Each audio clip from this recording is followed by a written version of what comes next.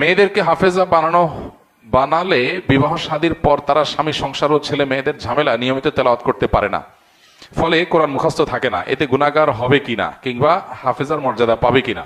অনেকের কাছে শুনেছি যে কেউ যদি 30 পারা কোরআন মুখস্থ করে ভুলে যায় তাহলে সেটা নাকি কবিরা গুনাহ হয়। এর সত্যতা কতটুকু?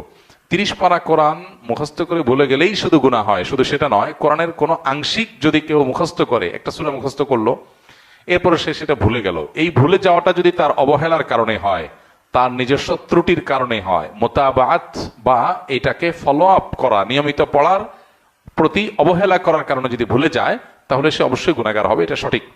নবী করিম সাল্লাল্লাহু আলাইহি সাল্লামকে মেরাজে আল্লাহ তাআলা বান্দার যত পাপগুলো আছে, গুনাহগুলো আছে, অপরাধগুলো আছে, এগুলো দেখিয়েছেন। কিভাবে তার প্রকৃত রূপ কেমন ছিল সেটা আল্লাহু আলাম।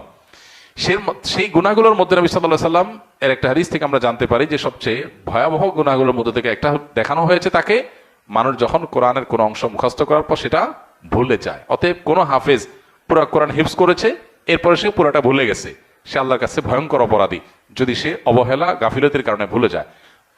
ঠিক একইভাবে কেউ যদি কোনো আংশিক কোনো সূরা, কোনো পৃষ্ঠা, কোনো অংশ বিশেষ মুখস্থ করেছে, এরপর এটা ভুলে গেছে, সেও আল্লাহ তাআলার কাছে এভাবে অপরাধী। তবে এর বিপরীতে কিছু মানুষ আছে যারা কোরআন মুখস্থ করার পর নিয়মিত পড়ে কিন্তু আর ধরে রাখতে পারে নাই, তাহলে অবহেলা নাই এখানে, তার চেষ্টা ছিল, তাহলে সে গুনাহগার হবে না ইনশাআল্লাহ।